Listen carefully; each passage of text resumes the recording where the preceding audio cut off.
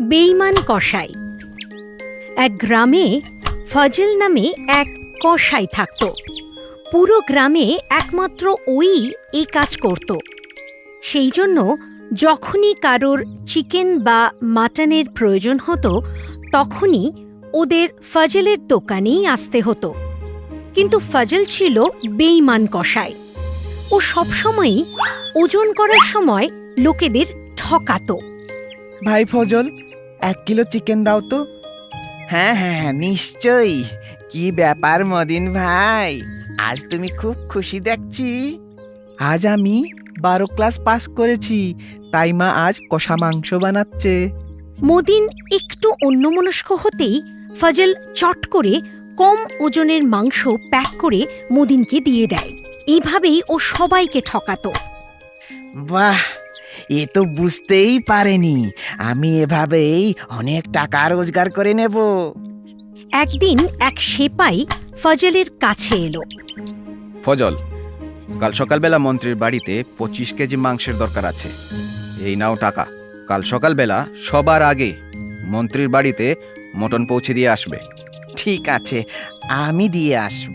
ফজল স্বভাব দোষে শুধু 20 কেজি মাংসের জোগাড় করে মন্ত্রীর বাড়িতে দিয়ে এলো। তুমি ফজলকে দিয়ে ক কেজি মাংস আনিয়েছিলে? 25 কেজি হুজুর। তাইলে মাংস কম হলো কি করে? এর আগে অন্য গ্রাম থেকে 25 কেজি মাংস আনিয়েছিলাম, তখন তো মাংস অনেক বেশি ছিল। নিশ্চয়ই রাধুনি মাংস গায়েব করেছে। রাধুনিকে ডেকে পাঠাও।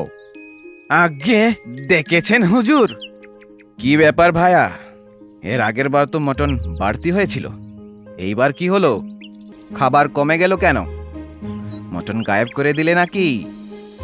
আগে না হুজুর, যতটুকু মটন এসেছিল তার সবটুকুই তো আমি বানিয়ে দিয়েছিলাম, এতে আমার কোনো হাত নেই হুজুর। তাইলে এটা নিশ্চয়ই ফজলের কাজ। ফজলকে ডেকে পাঠাও।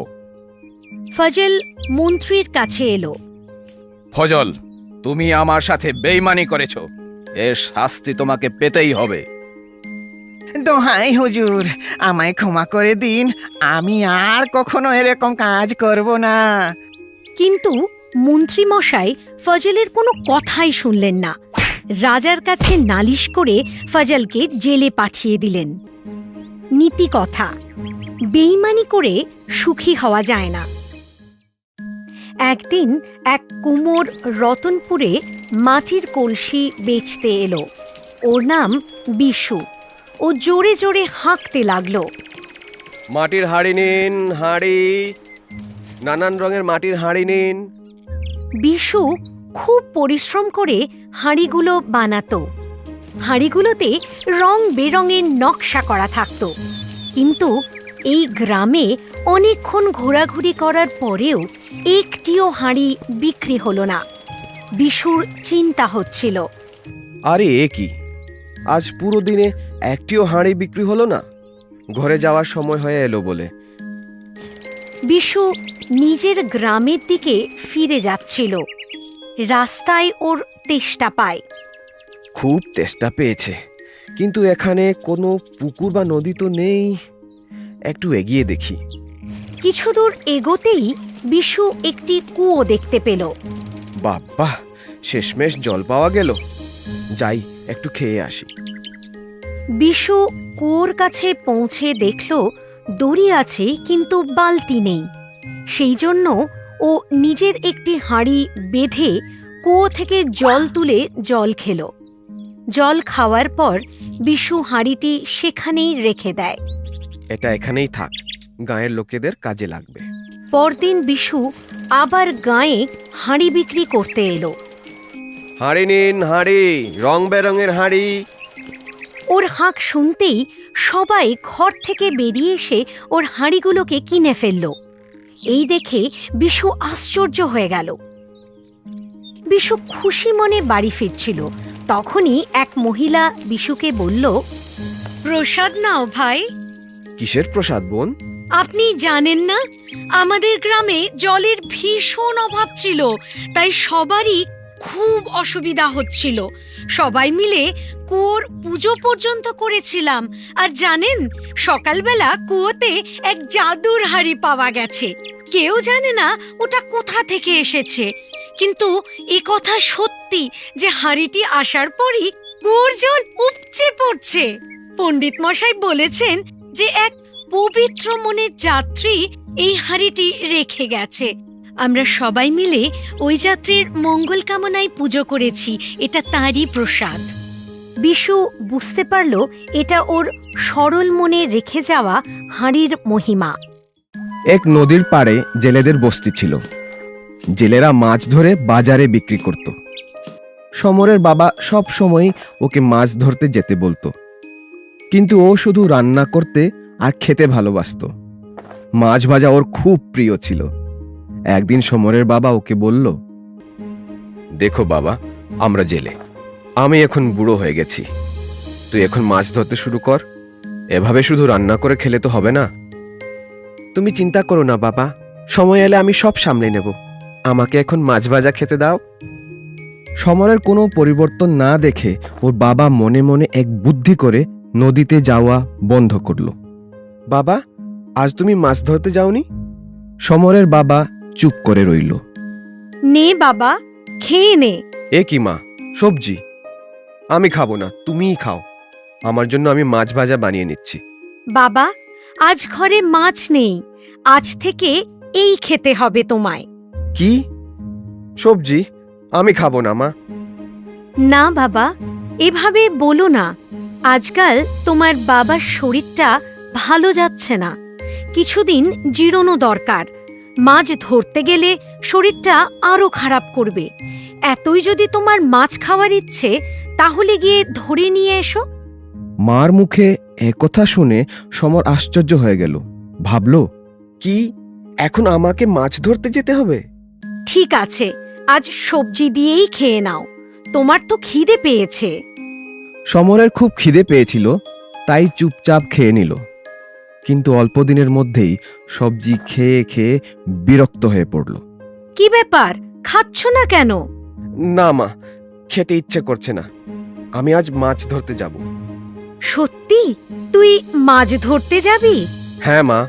তাহলে শোন, বলো মা। মাছ একটু বেশিই ধরিস, যাতে আমরা সেটা বাজারে বিক্রি করতে পারি। ঠিক আছে মা, আমি বুঝে গেছি, আমাকে বাবার কাজে সাহায্য করতে হবে। সমর নিজের দায়িত্ব বুঝতে পেরেছে বলে ওর বাবার খুশির সীমা রইল না। মুরগি চোর। এক গ্রামে এক কাপড়ের ব্যবসায়ী জিতু থাকত। ও ওর মার সাথে এক বড় ঘরে থাকত। জিতুর অনেকগুলো মুরগি ছিল। রোজ রাত্রিরে জিতু মুরগিগুলোকে একটি টুকরি দিয়ে ঢেকে রাখত আর সকালবেলা বাইরে ছেড়ে দিত। আয় আয় আয়, তোরা শুয়ে পড়। জিতু রোজকারের মতো মুরগিগুলোকে ঢেকে শুতে চলে গেল। ফচকে দূর থেকে লক্ষ্য করছিল। আচ্ছা, তাইলে জিতু মুরগিগুলোকে এখানে রেখে যায়, আজ তাহলে বিরিয়ানি খাওয়া যাক। ফচকে সেখান থেকে একটি মুরগি চুরি করে নিয়ে গেল। এ কি, একটি মুরগি কম কেন? রাত্রিরে তো সবগুলোই ছিল, একটি মুরগি কোথায় গেল? জিতুর বন্ধু আশু ওর সাথে দেখা করতে এলো। কি ব্যাপার বলো তো জিতু, তোর এত মন খারাপ কেন? জিতু আশুকে সব ব্যাপার খুলে বলল। ভাই, আজ রাত্রিরেও যদি এরকম হয় কি করি বলতো? জিতু, তুই এক কাজ কর। আশু জিতুর কানে কানে এক বুদ্ধি দিল। ঠিক আছে। সেদিন রাত্রিরে জিতু মুরগির বদলে ওর কুকুর পিন্টুকে টুকরি দিয়ে ঢাকা দিয়ে রাখল। অন্ধকার বাড়তেই ফচকে সেখানে মুরগি চুরি করতে পৌঁছয়। আজও দেখছি মুরগিগুলো এখানেই আছে, আজ তাইলে মালাই চিকেন খাবো। আর যেই ফচকে টুকরির ভেতরে হাত দিয়েছে, অমনি পিন্টু ফচকের হাত কামড়ে ধরল। ওরে বাবা, বাঁচাও বাঁচাও! চিৎকার শুনে জিতু বাইরে এলো আর ফচকেকে দেখে বলল, চুরি করতে এসেছিলে না? কেমন লাগছে এখন? নীতি কথা, চুরি করা মহাপাপ। লোভী জিলিপিওয়ালা। এক গ্রামে এক জিলিপির দোকান ছিল। দোকানের মালিকটির নাম ছিল সুরেশ। সুরেশ খুবই সুস্বাদু জিলিপি বানাতো। দূর দূরান্ত থেকে লোক ওর দোকানের জিলিপি খেতে আসতো।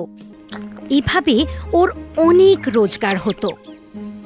ধীরে ধীরে রোজগার বাড়ার সাথে সাথে ওর লোভও বাড়তে থাকে। প্রায়ই ওর দোকানের জিলিপি শেষ হওয়ার পরেও খদ্দের আসতেই থাকত। সুরেশের এই কাজ ভালোই চলছিল। কাজ তো অনেক বেড়ে গেছে, আমার একার পক্ষে আর সামাল দেওয়া সম্ভব হচ্ছে না। দুজন লোক লাগিয়ে নিলে ওরা জিলিপি বানাবে আর আমি শুধুই টাকা গুনবো। এরপর থেকে সুরেশ শুধুই বিক্রি বাটা দেখতে থাকে, আর ওর দাড়িপাল্লার নিচে একটি ছোট চুম্বকও লাগিয়ে নেয়, যাতে কম জিলিপি বিক্রি করেও বেশি রোজগার করা যায়। আমায় আধা কেজি জিলিপি দিন তো। নিশ্চয়ই। এইটুকু জিলিপি আমার তো কম মনে হচ্ছে। এটা কম নয়, আমার ওজন ঠিকই আছে, এইটুকুই নিয়ে যাও। এভাবেই সুরেশ অনেক টাকা রোজগার করে খুব ধনী ব্যবসায়ী হয়ে গেল। ও জিলিপি ছাড়াও পাকোড়া আর সিঙারা বিক্রি শুরু করলো। পিঙ্কি নামের একটি মেয়ে ওর দোকানের পাশ দিয়ে যেতে যেতে ক্ষণিক দাঁড়িয়ে রোজ সুস্বাদু জিলিপির গন্ধ নিত। বেচারি খুব গরিব, তাই কোনোদিন জিলিপি কিনতে পারত না, কিন্তু ওখানে দাঁড়িয়ে দাঁড়িয়ে দেখতে ওর ভালো লাগতো। এই, সরে যাও এখান থেকে, কিছু কেনার তো ভাগ নেই, কি করতে আসো এখানে? সরে যাও এখান থেকে। একদিন পিঙ্কির মা পিঙ্কিকে কিছু টাকা দেয়। এই নে 10টা টাকা, জিলিপি কিনে খেয়ে নিস। পিঙ্কি খুশিতে ডগমগ হয়ে সুরেশের দোকানে জিলিপি খেতে যায়। এই মেয়ে, এখানে কি করছো? যা, ভাগ ভাগ এখান থেকে। আমায় 10 টাকার জিলিপি দিন। কই, এইদিকে দাও। এইবার আমাকে জিলিপি দাও। এটা হলো গিয়ে তুমি যে এখানে দাঁড়িয়ে রোজ জিলিপির গন্ধ নাও তার মূল্য। জিলিপি খেতে হলে বাড়ি থেকে আরো টাকা নিয়ে এসো, যাও। এ কথা শুনে পিঙ্কির মন খারাপ হয়ে গেল। কাছেই দাঁড়ানো এক পুলিশ সব লক্ষ্য করছিল। তুমি এই বাচ্চা মেয়েটিকে কেন অসুবিধা দিচ্ছ? একে জিলিপি দিচ্ছ না কেন? আগে আপনি জানেন না, এ রোজ এখানে দাঁড়িয়ে জিলিপির গন্ধ নিত। ও আচ্ছা, তাই নাকি? আমিও তো গন্ধ নিচ্ছি এখানে দাঁড়িয়ে, তাইলে তো আমাকেও টাকা দিতে হবে। এই বলে পুলিশটি তার পকেট থেকে একখানা 10 টাকার নোট বের করে সেটা দিয়ে সুরেশকে হাওয়া করে বলল, পেলে তো তোমার 10টা টাকা। কি যে মজা করছেন। জিলিপির গন্ধের বদলে টাকার হাওয়া হয়ে গেল হিসেব বরাবর। এ কথা শুনে সুরেশ খুবই লজ্জিত হল। নীতি কথা, লোভী মানুষ কখনোই ন্যায় করতে পারে না। Please subscribe.